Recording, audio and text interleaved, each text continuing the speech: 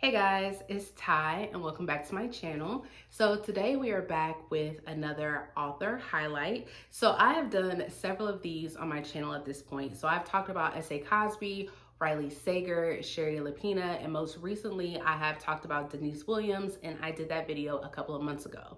So typically for these videos, what I do is I will talk about the author a little bit and I will go through each of the books that I have read by this author and kind of tell you some things that I liked or disliked about the books. And then you guys can determine whether or not these are authors that you guys would want to check out or continue reading from. So today we are going to be focused on my girl, Holly Jackson. So Holly Jackson became well known for her A Good Girl's Guide to Murder series, which is how I was introduced to this author, which is how I think a lot of us have been introduced from her. And since she has published that young adult mystery series, she has written two other standalone young adult mystery thrillers, as well as her first adult thriller that she published last year. And I have read all of these books.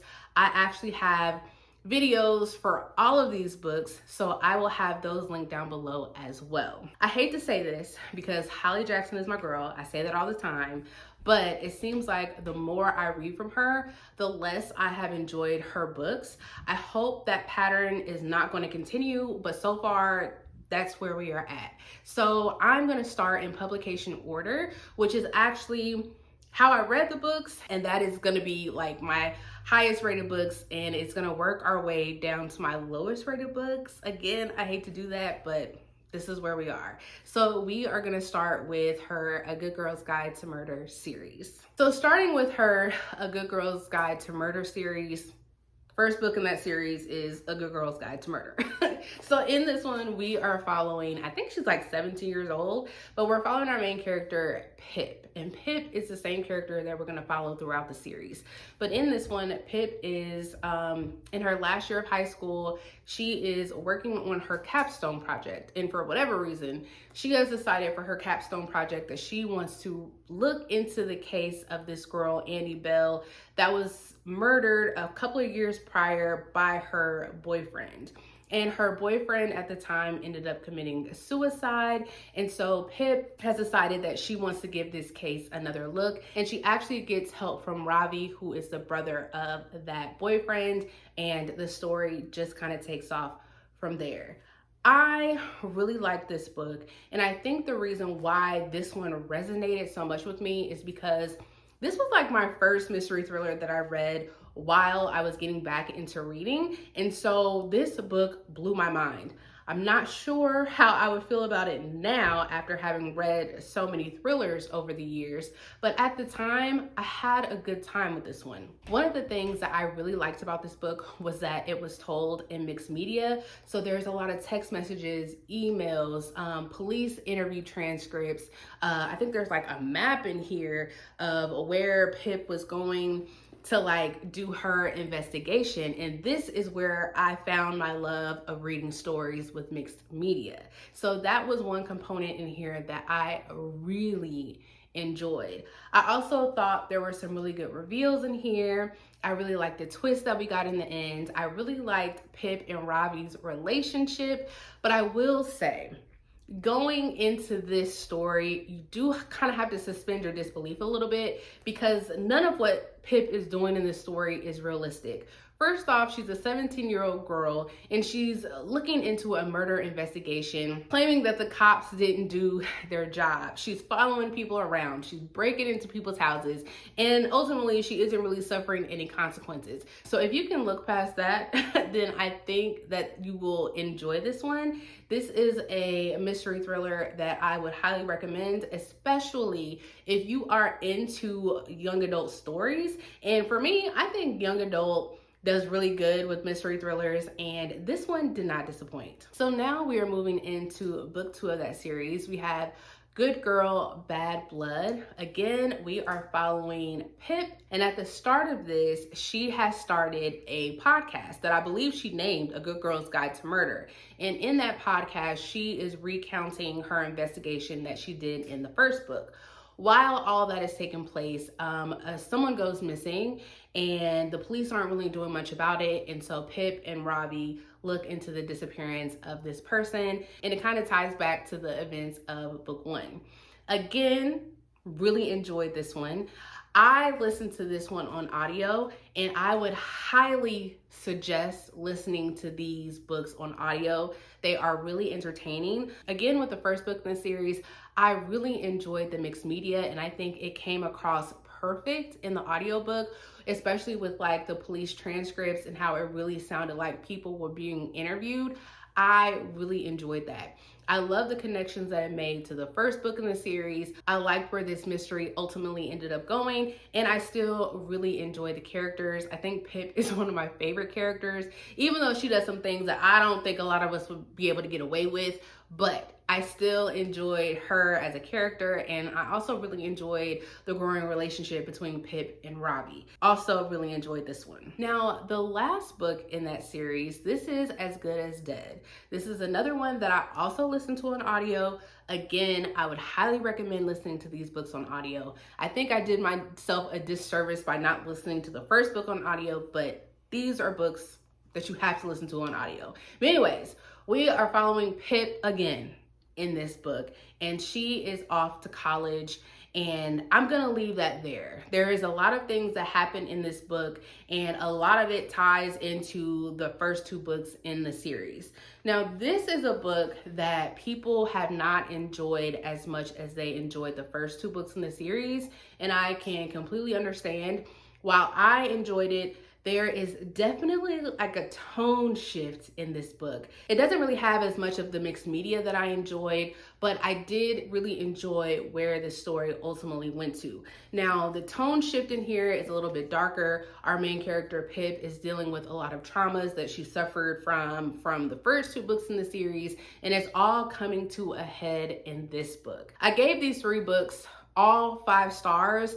I really enjoyed this one, but again, I can understand why this last book in the series didn't really work for people, but for me, it worked. So those 3 books that I talked about are the main books in the series, and then we have a prequel, which I was really excited about. This is Killjoy. So this takes place like a few months maybe, or a few weeks before the start of A Good Girl's Guide to Murder.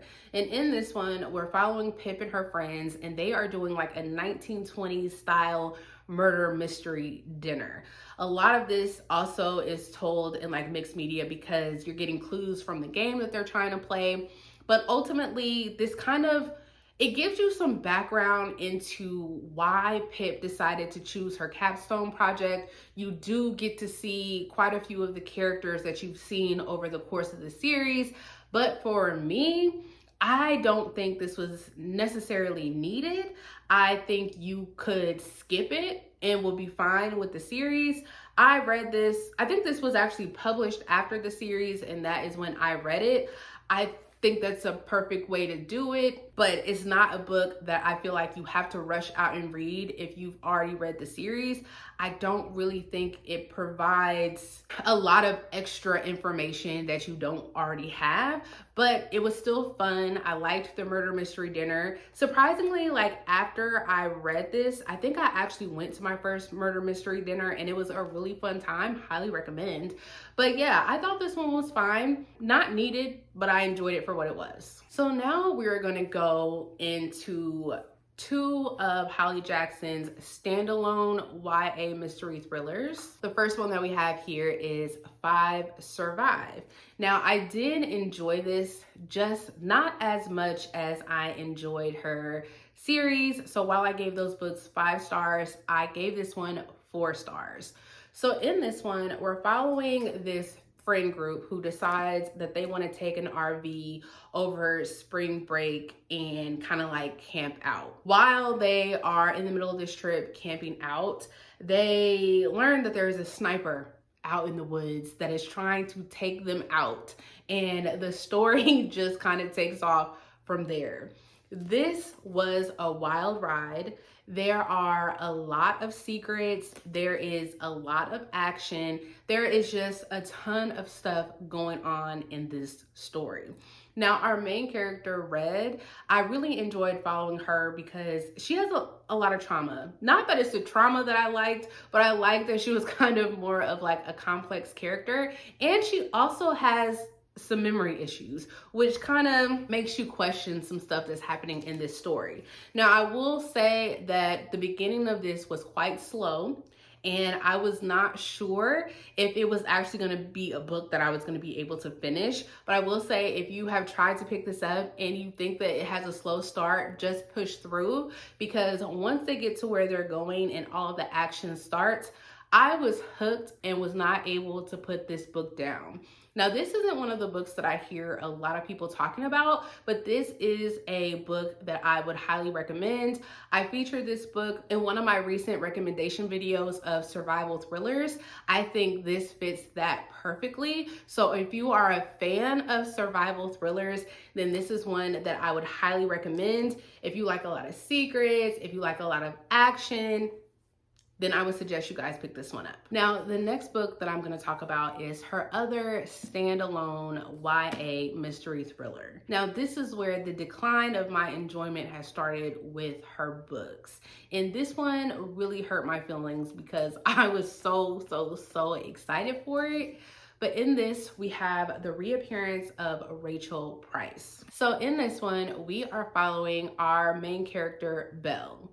And like 16 or 17 years prior, her mother disappeared, and Belle was like at the scene of the crime when her mother disappeared. And so technically she was like the last one to see her mother. And so all of these years later, it is just Belle and her father, and they get approached to do this documentary about the disappearance of her mother, Rachel Price. And in the middle of them doing this documentary, her mother reappears, and the story takes off from there. My favorite thing about this story was the premise. I liked the idea of this, but the execution of it really fell flat for me. One of my biggest problems with this book, unfortunately, is that I did not like Belle as a character. She came off as a brat. She was mean. I did not vibe with her personality at all, which was really hard for me to like want to root for her or care what happens to her and her father. She was just an insufferable character to me. I also kind of felt like this book was really long. Like, it dragged in certain parts, and it kind of felt like nothing was really happening. We were just kind of following Belle and Rachel and their day-to-day activities, and just Belle being skeptical of her mother, which rightly so, but it just felt like a lot of the time nothing was happening. My biggest problem with this is all of the plot holes and plot conveniences of this story. Once we started to find out what actually happened to Rachel, I had a lot of questions. And a lot of the questions I had was because the explanations and the information that we got did not make sense. Now, when I tend to read a lot of mystery thrillers, some of that plot stuff kind of goes over my head. I'm not really nitpicky. But when it came to this book, I had no choice but to nitpick all the details that we got because it did not make sense. Now, for this book specifically, I have a rant review. I go into a lot of details. It includes spoilers, and I talk about all of the things that did not make sense in this book. Please take my review with a grain of salt because I think quite a few people really enjoyed this. However, I did not. Every time I actually think about this, I kind of get a little upset. But nonetheless, that did not deter me from wanting to pick up the next book from Holly Jackson. So then the last one that we have here is Not Quite Dead Yet. This was her first adult thriller. And this was another book that I was also really excited to read because I was excited to see what Holly Jackson could do with an adult thriller. So in this one, we follow our main character, Jet. And Jet is coming home from like a Halloween fair, or something or other. She's on her way home. When she gets in the house, somebody comes up behind her and hits her in the head really, really hard. The next time Jet wakes up, she is in the hospital and she has an impossible choice to make. She can either get a surgery that is like 10% effective, where they can remove like this clot that's like forming in her head. She'll either die from the surgery, which is most likely what will happen to her, or they can perform the surgery just fine and she'll be okay. Or she can let this thing, this clot thing form, and it will ultimately kill her in 7 days. Her family is really pushing her to have the surgery, but Jet is like, nope, I'm going to use the 7 days to try to figure out who murdered me. And so with the help of one of her friends, that's exactly what Jet does. She tries to figure out who attacked her before she died. Now, just like with the last book, unfortunately, I did not vibe with this character Jet at all. Even though this was Holly Jackson's first adult story, it did not feel very adult to me. I think Jet was like in her mid to late 20s, and she read very young. Now, she said a lot of cuss words, but just because a character cusses does not make them adult. And I think that's kind of what Holly Jackson was leaning towards, because Jet also just did not have her life together. I think she was trying to figure herself out. Not to say that a character can't have their stuff figured out later in life, but the way Jet was portrayed, it just came off that she was at best in her like 18, 19 years old. Definitely not in her mid-20s. And she was also another insufferable character. She was kind of rude, she was condescending to other people, and she just wasn't like a pleasant character to follow. Not to say that I have to be like in love with all of the main characters, but there was nothing about Jet's character that made me want to like her. And also, some of the stuff that she was doing in this story just didn't really make sense with her condition, because as the time is progressing, like her condition is getting worse, but she is still doing a lot of stuff that I don't think somebody in her condition would be able to do. And sometimes that was hard for me to look past. I also thought this was another book that just felt really long. It kind of dragged in the middle, and it at times just felt like I didn't want to pick it up. And it honestly felt like I was not going to finish this book, but I wanted to go ahead and push through. And this is another situation where I feel like there were some questions that I had, because some of the stuff and some of the explanations didn't really make sense to me. And this is another one where I have, unfortunately, a rant review where I kind of talk about the things that just did not make sense to me. So this was, unfortunately, another one that I did not like by Holly Jackson. But a lot of other people have seemed to really enjoy this. So if it sounds good, because the premise for this is great, if it sounds good to you, check it out. You might enjoy it way more than I did. So those are all of the books that I have read from Holly Jackson. I, again, feel really bad that I have tended to trend down with my enjoyment for her books, but because she has really great premises for her stories, at this point I think I will continue to pick up more from Holly Jackson. Now, there was something that I forgot to mention when I was talking about A Good Girl's Guide to Murder. That has actually been turned into a Netflix series. From what I understand, I think there is only one season out. Now, I have not checked that series out. I honestly have not heard anybody saying anything about this series, so I do not know if it is a series that is good or not. If you guys have watched it, please let me know down below if it is a series that I should check out. You would think by how much I really enjoyed the series, I would want to check out the Netflix show, but because I just haven't heard anything, I just haven't really been compelled to do so. But if you guys have checked it out, please let me know your thoughts down below. But those are all of my thoughts about Holly Jackson's books. If I have convinced you to pick any of these up, please let me know your thoughts down below. If you have read these and you have thoughts, please let me know your thoughts down below. Again, I will link all my videos for my previous author highlights down below so that you guys can check those out, as well as every single review that I have for her books. I will link those down below in case you guys want my full thoughts. But that is all that I have for you guys, and I will see you guys next time. Bye.